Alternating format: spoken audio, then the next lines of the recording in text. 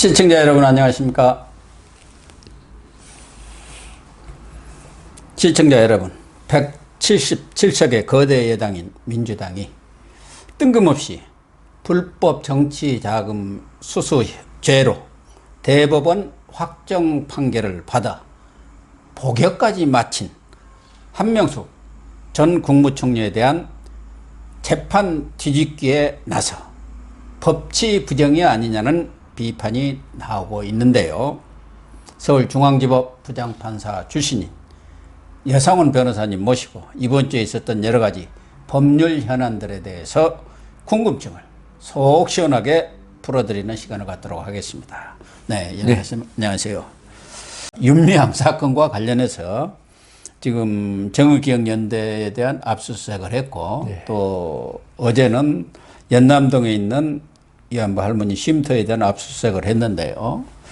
이제 검찰이 본격적인 강제 수사에 들어간 건데, 위안부 할머니들이 계시는 그 쉼터 압수수색을 놓고 정의기억연대에서는 이건 반인권적 과잉 수사다, 이렇게 지금 반발하고 있어요. 거기에 대해서도 지금 압수수색은 검찰이 마음대로 하는 거 아니고 판사들의 그 압수수색 영장을 발부받아서 그렇죠. 하는 거 아닙니까? 거기에 대해서 충분히 소명이 되고 뭔가 혐의가 있다, 또 어디에 거기에 압수수색할 만한 뭐 물증이라든가 뭐 이런 것이 있다고 해서 내주는 거 아닙니까? 그렇죠. 지금 그 시민단체 몇 군데 사법 시험을 준비하는 모임이라든가 뭐 활빈당인가요? 네. 여러 군데에서 지금 고발을 했죠. 검찰이 사실 검찰에 들어온 고발 중에는 말도 안 되는 것도 사실 상당히 있어요. 그냥 개인적인 원한에 의해서 그러면 검찰이 아예 각하하고 수사도 안 합니다. 그리고 이거는 또 검찰 서부지검에 고발했는데요. 검찰이 보고 이거는 조금 약간 정리가 필요하다 하면은 경찰로 내려보냅니다. 사실관계 밝히는 경찰이 인원도 많고 그렇죠. 더 잘하니까. 그런데 이걸 서부지검에서 직접 수사하기로 했고요. 그다음 그 영장까지 압수수색영까지 발부받아가지고 한 거거든요. 네네. 말씀하신 대로 압수수색 영장은 판사가 하는 거고요. 이걸 왜 했냐? 검찰이 이거 고발장하고 그다음 검찰이 그 수사를 하는 단초에는 언론 보도도 있습니다.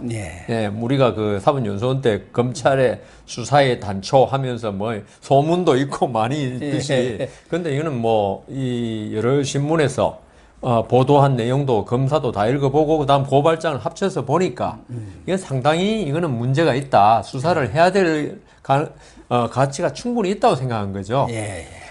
그렇지 않으면 좀 전에 아까 뭐 인권 뭐 문제를 반발한다 그러는데 그러면 정말 진짜 말도 안 되는 걸 강제 수사, 압수수색 했다 하면 나중에 검찰도 비난을 면치 못할 거거든요. 그래서 검찰이 볼 때는 이건 충분히 그 윤미향 당선인의 비리가 전부 다 의미가 있다고 생각하기 때문에 수사 들어간 건데요. 지금 이걸 인권 침해라고 이야기한 건 아마 정의연에서 그런 이야기 할 것 같은데요. 그러니까요. 뭐 할머니들이 계신데 거기에 관계 인권 침해라는 거예요. 뭐 정의연 사무실이라는 것에 대해서는 얘기한 게 아니고.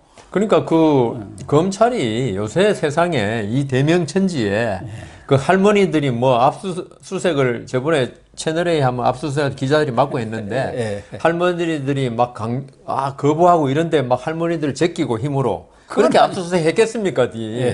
그리고 그 할머니도 정말 피해자 아닙니까? 그렇기 때문에 그러면 이 지금 정의연 말대로 하면 앞으로 뭐 이런 그 시민단체 압수수색을 못 한다는 이야기인데 인권 침해라고. 아니 그 인권이 진짜 어느 인권이 침해됐냐를 먼저 봐야죠. 그 압수수색을 해가지고 검사가 보고 기소를 해가지고 판사가 보고 진짜 그 어느 인권이 침해된지를 아는 거지. 그걸 판단하기 위한 기초 자료 아닙니까? 그거조차도 인권 침해라 그러면은 세상에 뭐 이거는 인권 문제하고도 관계도 없고요.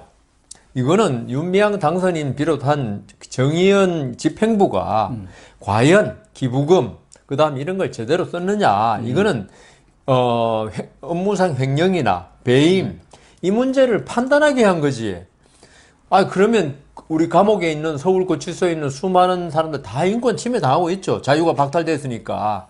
그거는 그렇게 생각하시면 안 되고 이거는 오히려 진짜 정의를 밝히기 위한 단계지. 인권을 갖다 거기에 들이댄다는 거는 수사를 막기 위한 어떤 그 항변 아니냐. 그게 정의연 측은 이런 얘기인 것 같아요. 원래는 검찰과 뭐 논의를 좀 한 모양이에요. 거기는 연남동에 있는 그 쉼터는 할머니들이 세 분인가가 계십니다. 아, 예. 그러니까 자기들이 필요한 자료를 주겠다. 예. 이렇게 했는데 그렇게 합의를 해놓고 치고 들어왔다. 그런 얘기인 것 같아요. 근데요, 지금 그게 무슨 청와대도 아니고 무슨 청와대라 해도 맞아요. 할머니 세 분이 계시는데 지금 그쪽 말대로 협의해서 임의 제출 형식으로 하겠다는 거 아닙니까? 예. 강제 수사를 하지 말고. 아니 지금 할머니들 정의연이나 놀랜다는 거죠. 윤미향 씨가 예? 그 지금까지 이 조선일보 보도로 촉발된 거죠. 그 이용수 할머니가 기자회견하고 기자회견을 한 거죠. 예, 뭐 이제 신문에서 보도한 건데 그동안 윤미향 씨 태도를 보면은 잘못한 거 없고 오류에 불과하고 만일에 임의 제출을 하라 그러면 자료 그렇죠. 자기가 편하다고 생각한 것만 제출할 거예요. 예. 그러면 이게 그동안 또 뭐 우리 정경심 사건에서 다 보다시피 자료 전부 폐기해 버리면은 그럼요. 검찰로서는 닥쳤던 뭐 개 모양 되는 그렇죠. 의미가 없고 그다음 할머니들 놀라는 거는 검찰이 막 진짜 아까 말씀드린 대로 마구잡이로 들어가지고 하는 게 아니고 그 관리자한테 통보를 하게 돼 있습니다. 그리고 어디 압수수색은. 뭐 지하실인가 뭐 이렇게 따로요. 그 예. 옛날 자료들을 갖다 놓은 데가 있는 모양이에요. 거기서 가져온 그러니까요. 거예요. 할머니들 뭐 숙소에 들어간 건 아니고. 그러니까 그 저기 할머니 그 건물 관리자한테 통보를 하고 관리자 동행하에 하게 돼 있습니다. 예. 그러니까 그때도 왜 정경심 때도 그 이 검사 따라다니면서 뭐 해가지고 뭐 예, 놀랜다 뭐 조국 장관이 그 전화까지 했잖아요. 살살해라 뭐 이런 이야기 했잖아요. 예. 그래서 이거는 인권 침해하고는 전혀 관계없고 인권 침해됐다면 아마 윤미향 당선인의 인권이 좀 침해된지 모르겠습니다. 그 맞네요. 근데 이제 검찰이 수사를 시작을 했는데 어떻게 보면 크게 보면은 지금 국고지원금이든 성금이든 기부금이든 후원금이든 그런 회계가 잘못됐다는 거 아닙니까? 그쪽에서는 누락이라든가 착오 오기라고 하는 것이고 이쪽에서는 횡령 착복 의혹이 있다는 거 하나오고 네. 두 번째는 개인 계좌로 받은 거 이게 다 어디로 가버렸느냐? 여기 무슨 착복이 있는 거 아니냐? 네. 제대로 쓰고 남은 것을 말하자면 반납했는지 그 개인 계좌로 받은 것 자체가 법적인 문제가 없는 건지 이런 건 따질 거 아니겠습니까? 세 번째는 이제 가장 문제가 되는 게 안성 쉼터 아니겠습니까? 네.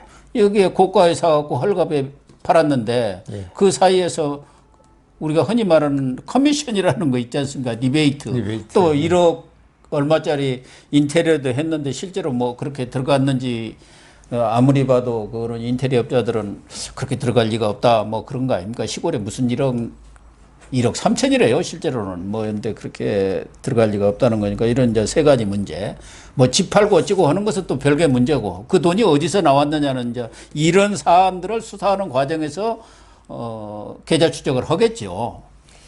그러면은 여기에서 이제 지금 문제가 될 수 있는 것들이 어떤 내용들입니까? 아, 그 제가 총괄적으로 제가 먼저 말씀드리고 예. 윤미향 당선자의 지금까지 모습을 쭉 보니까 예. 그 어젠가 그젠가 저기 이용수 할머니 예. 대구에 찾아갔죠. 그것도 뭐 그냥 예. 뭐 지금 기획성으로 화해쇼를 하러 찾아간 것 뭐 같아요. 일부 신문은 고 교수님이 몸담았던 신문은 뭐 사과 뭐 받고 그러니까. 이용수 할머니 용서해 줬다고 나와 있는데 또 다른 신문에 의하면 그냥 일방적으로 6명 당직자 몰려갔다는 거 아닙니까? 가가지고 그렇게 했다는 그러니까 건데 할머니가 놀래갖고 손이 놀래가지고. 부들부들 떨었다는 거 아닙니까? 그래 뭐 알았단 말 그리고 안아달라 하길래 뭐 안아줬다는 말밖에 그 이외에는 25일 날 기자회견을 한다니까 그때 네, 나올 예. 거고 기본적으로 윤미향 당선자 그걸 찾아간 걸 제가 보면서 이 양반이 처음에는 이 사건을 아주 그냥 가볍게 생각했어요. 그래 그럴 이걸로 것 같아. 무슨 일이 생기겠냐. 그리고 지금 아까 177석 그러지 않습니까? 네. 그 거대한 여당이 뒤에 있고 지금 안 그래도 검찰 개혁하겠다고 난리 법석 뜨는데 과연 나한테 칼날이 오겠냐. 검찰의 칼날이 좀 가볍게 봤던 것 같아요. 여러 가지로. 네. 그러다가 언론에서 계속 보도하고 그다음 지금 더불어민주당 그 당내에서도 지금 뭐 소장파라든가 일부 의원들 지금 엄청나게 비판하고 있지 않습니까? 그럼요. 그러고 보니까 이건 아니다. 해가지고 이게 형사사건화 갔을 때 지금 형사사건화 이미 됐죠. 그러면 피해자가 처벌을 원치 않는다 할 때는 이게 좀 형이 약해지잖아요. 그것까지 노린 게 아닌가 싶을 정도의 행동을 보이더라. 그래서 윤미향 당선자가 이렇게 이 사건을 가볍게 보는 거는 이 회계라든가 이런 문제에 관해서 아주 의식이 없었다. 정확하게 해야 한다는데 생각이 전혀 없다는 게 이 사건의 출발점인 것 같아요. 그러니까 간사로부터 시작해서 사무국장, 사무총장, 나중에 대표 이사장까지 했어요. 그러니까 간사를 하다 보면은 거기에 참여했던 윤정옥 교수라든가 초대 네. 그 회장하신 분들, 대표 이런 분들은 교수 출신들이 주로 처음에는 시작을 하고 그러니까 어떤 이념 방향이라든가 철학이라든가 뭐 가치관 이런 것들은 그분들이 세운데 간사라는 것은 일을 하다 보면은 실무적인 일을 하죠. 돈이 또 필요하고 또 그래서 성금을 모아다 보니까 우리가 말하면 콩고물이라는 게 떨어지지 않습니까? 떡고물이. 그게 좀 커져버린 거 아닌가 하는 생각도 들어요. 지금 고 교수님 말씀 그대로 제가 참 100% 수긍하는데 어떤 조그만 단체든지 예. 제일 처음에 돈을 만지잖아요. 예. 만지면서 아니 내가 이렇게 참 총무로서 월급도 없고 고생하는데 고생하니까 항공비 모양으로 조금 좀 뭐 내가 가다 밥값도 좀 커피 쓰고. 한 잔 사 먹고 하는데 좀 쓴 게 대수냐. 그리고 나중에 또 회계 처리가 가능해. 예. 그 업무 집행비 비싸게. 예. 그걸 누가 뭐라 그러겠어요. 한 5천 원짜리 커피 마시는 걸. 근데 이제 그런 식으로 이게 자기 돈은 아니잖아요. 예. 그 공적으로 할머니들한테 써야 될 돈을 쓰다 보면은 이게 자꾸 도덕의식이 마비돼요. 그 사람이 뭐 처음부터 범죄를 하려고 생각했던 거 아니고 그러다 보면 자기 집안에 이번에 집을 사는데 계약금이 좀 필요한데 지금 당장 현금 없다. 그러면 일단 쓰고 나중에 메꿔 넣자. 근데 사람 돈이 그렇게 윤미향 씨가 뭐 어떤 공장을 하는 것도 아니고 돈이 안 생기면 그걸 펑크 내는 거죠. 그래서 저는 이 지금 모든 문제가 회계 지금 자기는 착오라 그러는데 이런 사건의 흐름을 볼 때는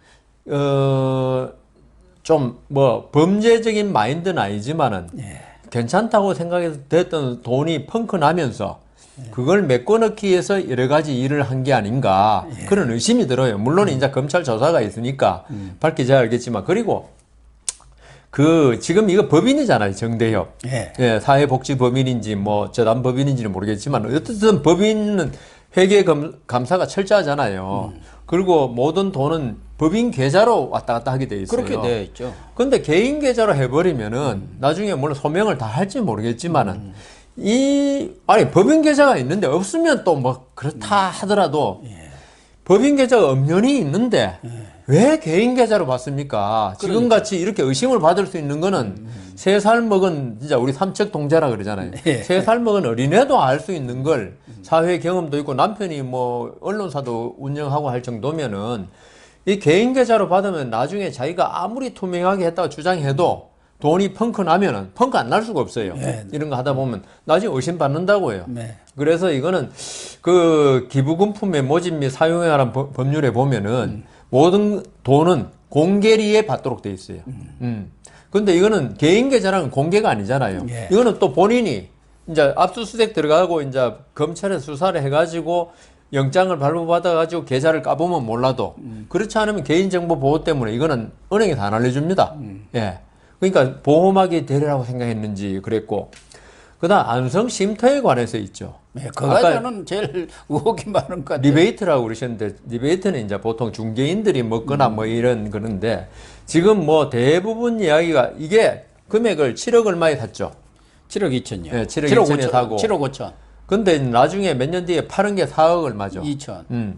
그러면요 우리나라는 부동산이 대체로 오르는 게 상식적입니다. 내리는 적은 거의 없었어요. IMF나 이런 특이한 경우 외에는 이게 2010 몇 년에 샀죠? 12년이든가? 뭐 확실히 모르겠습니다만. 2012년에 돈이 들어갔고 13년에 샀죠. 그러니까 그 당시는 뭐 이명박 박근혜 정권 때인데 그때는 부동산이 그리 내렸다는 이야기는 못 들었어요. 그때 좋았죠. 그러니까 이게 가격이 지금 윤미향 당선자의 말은 당시 7억 정도 했다는 거예요. 그죠?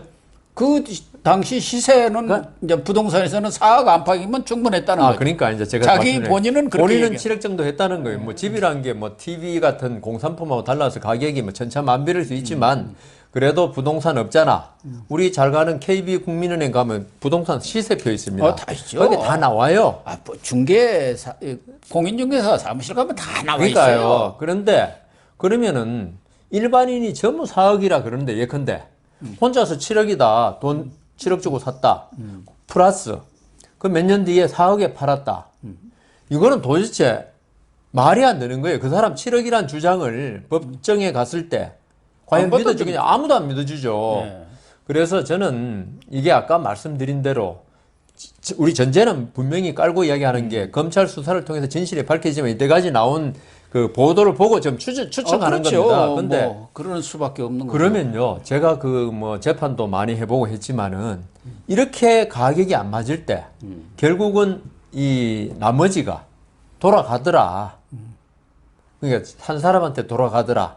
그러니까 이제 그 집을 판 사람 양도소득세 정도 물어주고, 예. 그거는 이제 매수인 측에서 물어주는 경우가 많습니다. 네. 매도인 양도소득세, 그 다음 부가가치세, 부가가치세 물어주고, 나머지 리턴, 그 다음 수고비 또 떼줘야 돼요. 안 그러면 나중에 발설하면 골치 아프니까. 아니 이것을 이 쉼터를 이기민 지금 당선자 안성 그 사람이 소개를 또 해준 거 아닙니까? 그러니까 그 소개비 준 건 뭐 저는 뭐 부동산 중개인이 아니면서 소개비 준 거는 뭐 어떤지 모르겠는데 저는 그보다 더 큰 게 바로 7억과 당시 시가가 얼마인지는 모르지만 지금 추정해보면 한 4억 정도가 아닐까로 추정이 돼요. 나중에 팔 때 4억이었으니까.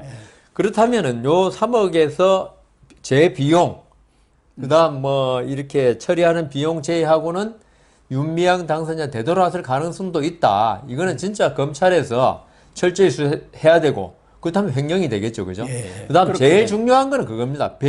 아니다 하더라도 가격이 4억이나 5억밖에 안 되는데 5억밖에 안 되는데 5억 한 5천 줬다. 그거는 있을 수 있죠. 예, 예. 근데 7억 2천이다.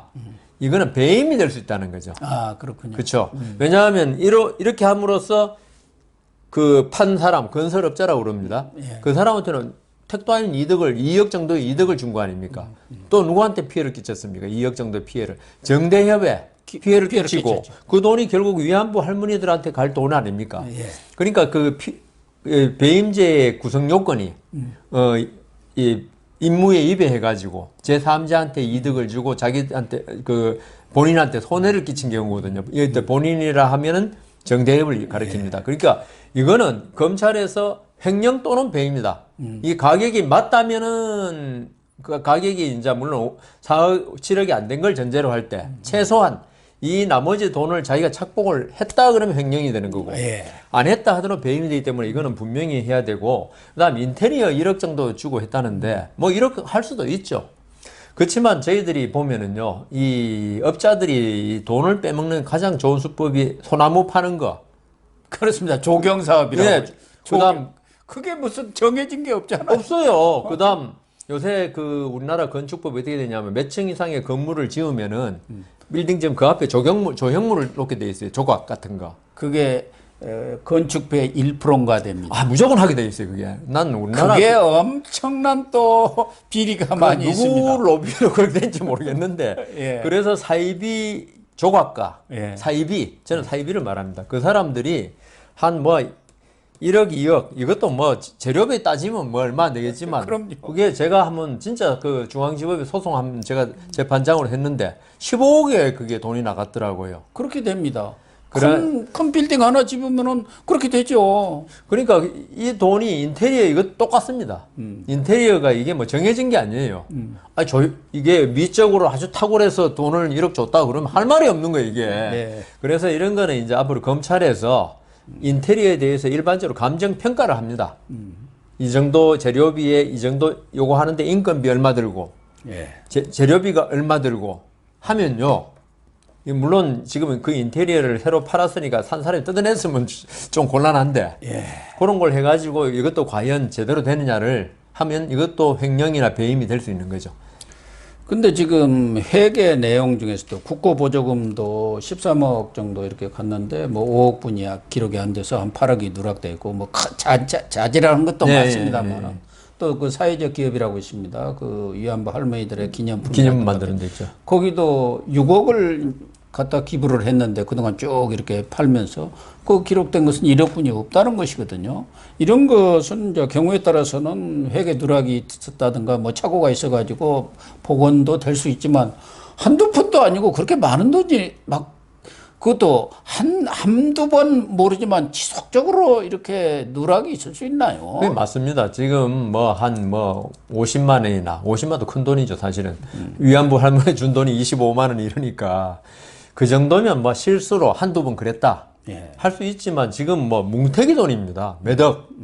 이게 지금 그 장부상 기록이, 회계상 기록이 안 됐다는 거는 아까 제가 처음에 전제로 말씀드렸지 않습니까?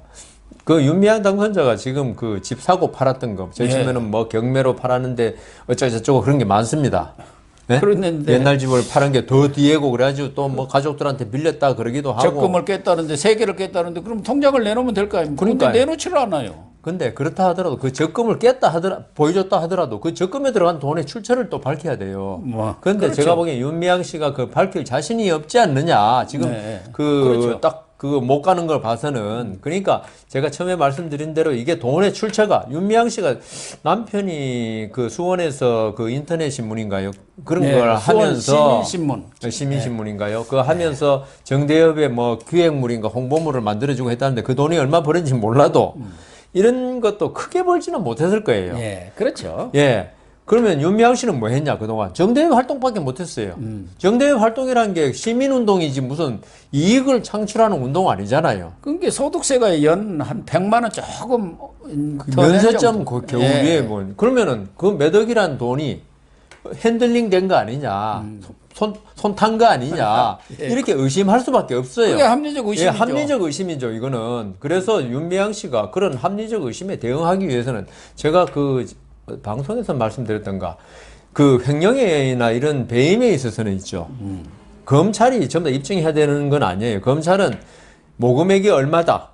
예? 예. 여기에 들어간 돈이 얼마다 딱 나오면 그 다음부터는 그 돈을 받아 쓴 사람이 입증을 해야 돼요. 왜냐하면 영수증이라는 건 검찰이 가지고 있는 게 아니잖아요. 자기가 제출해야지. 그래서 윤미향 씨가 빨리 입금해야 되고 그다음 모금이 전부 다 통장으로만 이루어졌겠냐? 그거는 저는 그것도 의문이 들어요. 현금 입금이 현금으로 그렇죠. 기부됐을 예. 때 보면 중학생들도 많이 했더라고요. 중학생들이 그 뭐 만 원, 2만 원 예. 막 다 냈잖아요. 근데 현금이죠. 그 돈 현금 영수증 끊어줬겠냐? 아니다 이거죠. 지금 안 했다는 게 다 나오고 있잖아요. 그럼 그 현금은 어디 갔겠냐? 예. 그거는 입증은 이제 양쪽에서 영수증이 하나도 없다는 그러니까 거예요. 양쪽에서 다 입증이 안 되니까 그 부분은 막 그렇다. 그거는 도덕적인 양심에 맡길 수밖에 없는데 그 통장으로 들어온 윤미향 씨 개인 통장으로 들어온 돈 빨리 어디에 썼는지 영수증 하나하나 영수증 불태우지 않으면 있겠죠. 그러겠죠. 네, 꺼내가지고 자기 결백을 입증하기 바랍니다. 그러니까 윤미향 씨가 뭐 민주당에서 제명을 하든 어찌든 간에 일단 5월 30일이 되면은 국회의원이 되는 거 아닙니까? 지금 의원직을 사퇴해야 한다는 여론이 한 60%가 돼요. RN서치에서 조사한 거 보면은 뭐 맞습니다. 지역, 이념, 연령 뭐 관계없이 사퇴한다는 의견이 대부분이에요. 뭐 진보 쪽까지도 한 50% 이상이 사퇴해야 한다는 거예요. 하다못해 호남 모든 걸 문재인 민주당 지지하는 호남에서도 사퇴 의견이 많단 말이에요. 그런데 사퇴 안 하면 그만인데 결과적으로 검찰 수사를 통해서 배임 횡령 뭐 여러 가지 착복 그런 것들이 드러나면은 그건 사퇴할 수밖에 없잖아요. 그러니까, 형을 받으면은. 예, 그렇죠. 그거는 뭐 집행유예나 형을 받으면은 예. 그게 선거법 위반이든 뭐 선거 관련 없는 일반 형법 위반이든 국회의원은 집행유예 이상을 받으면은 금고 이상 뭐 집행유예 들어갑니다. 받으면 자격이 이제 국회의원 그게 상실되는데 제 생각에 윤미향 당선자가 그래도 양심이 있다면 시민운동 처음 시작할 때는 양심주의자 아니었겠습니까? 아, 그렇죠. 그렇기 때문에 돈도 안 되는 이걸 시작해가지고 돕겠다고 시작했는데 28살부터 30여 년 가까이 이렇게 많은 자기 온 인생을 바쳐서 했다면 처음에 순수하게 시작했고 기여도 열정을 했어요. 기여한 건 했어요. 사실이죠. 예, 그렇다면은 자기가 그리고 그 위안부 할머니들의 고통을 한번 생각해 본다면은 지금이라도 빨리 사퇴하고 법원의 판단을 검찰 법원의 판단을 받아서 저희 자연으로 진짜 시민은 돌아가는 게 진짜 사과하는 거지. 지금 나 잘못 없어 그러면서 끝까지 버티고 국회의원 하루라도 해 먹으려고 그런 거는 그 양심이 이미 초기의 양심과 변질된 양심밖에 없다 그렇게 생각합니다.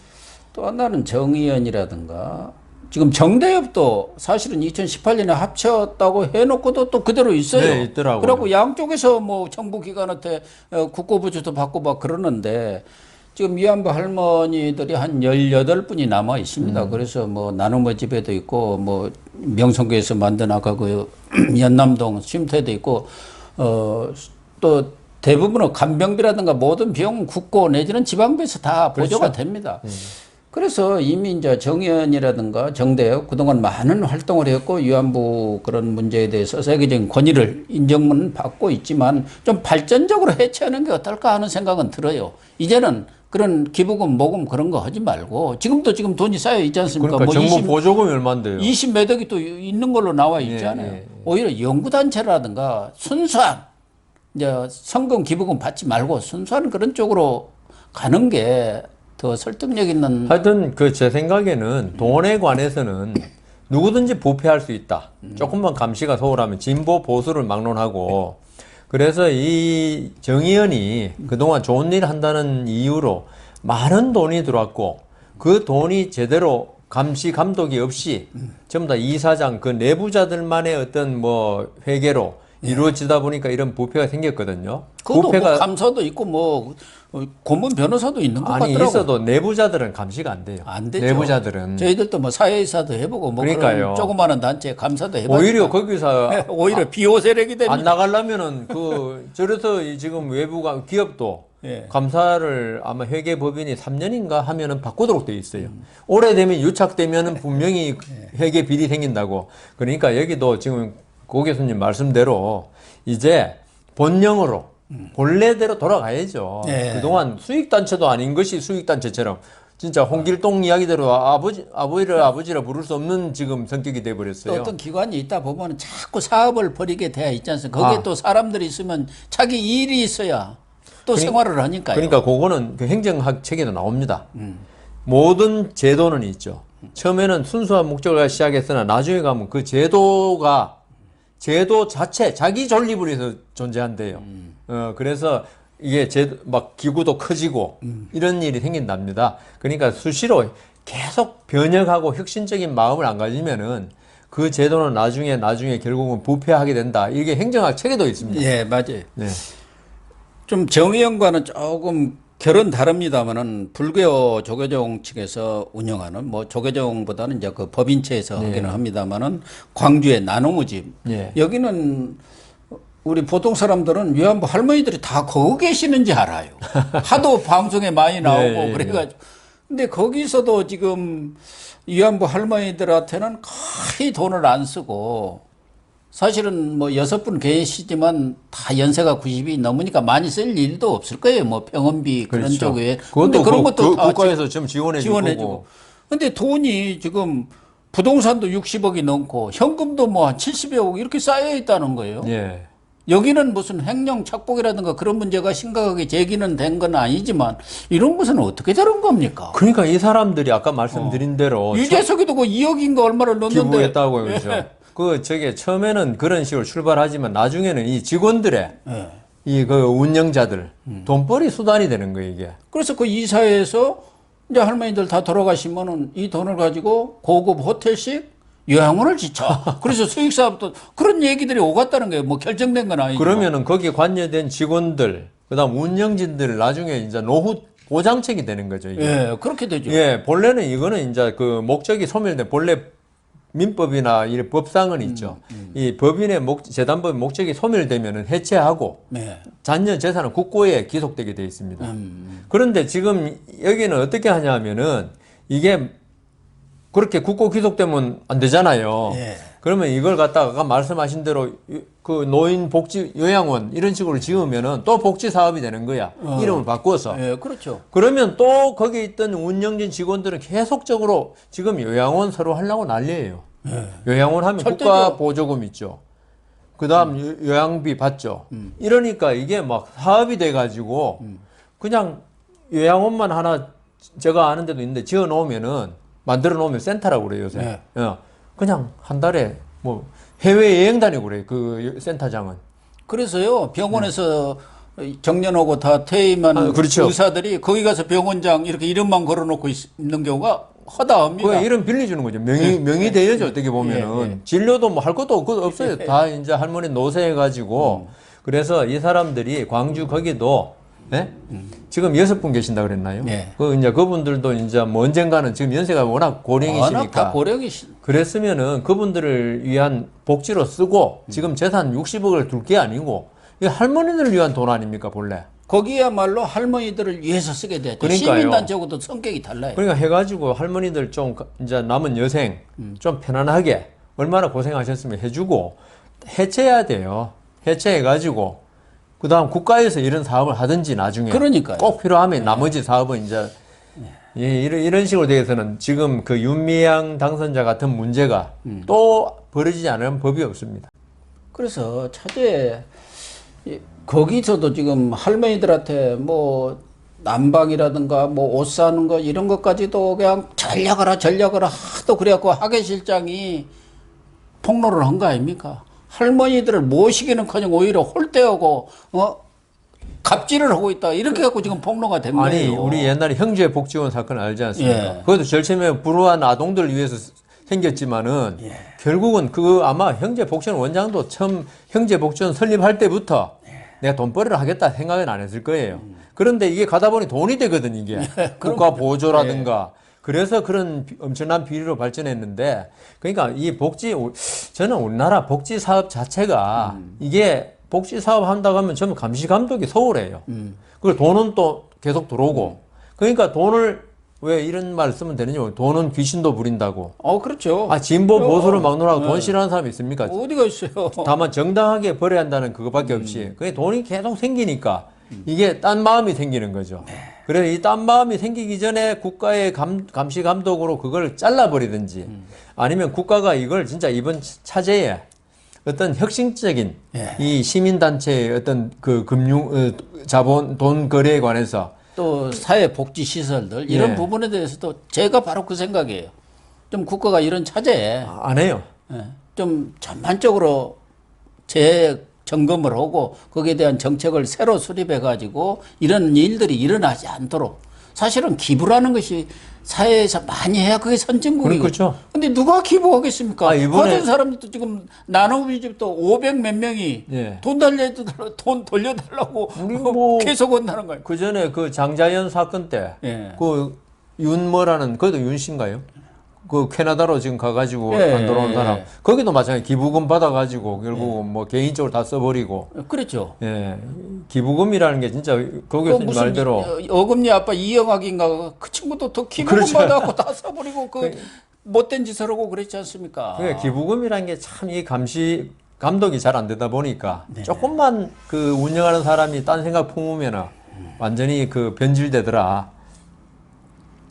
그래서 결론적으로 정말 정부에서도 차제 전반적으로 좀 재점검을 해서 이런 시민사회단체 또 기부금을 받는 그런 시민사회단체라든가 복지시설에 대한 어떤 정책 수립을 좀 다시 해줬으면 좋겠고 국회도 21대 국회가 이제 곧 시작되는데 이런 문제들을 좀 제1차적으로 이렇게 축에 들고 나서서 입법적인 장치 예. 빼먹을 수 없게 만들어 놓으면 돼요. 그렇죠. 제가 뭐 한 가지만 첨언하면은 이 문재인 정부하에서 이 지금 정의연 같은 경우에 문재인 정부와 결이 같은 단체 아닙니까? 친일 반일에 딱 맞는 그러니까 그래서 촉촉 그 지원했죠. 감시 감독한 공무원들이 감히 못 건드릴 것 같아요. 예. 그러니까 그걸 윤미향은 알고 있고 알고 있죠. 예. 권력기구 하나 돼버린 거예요. 그러니까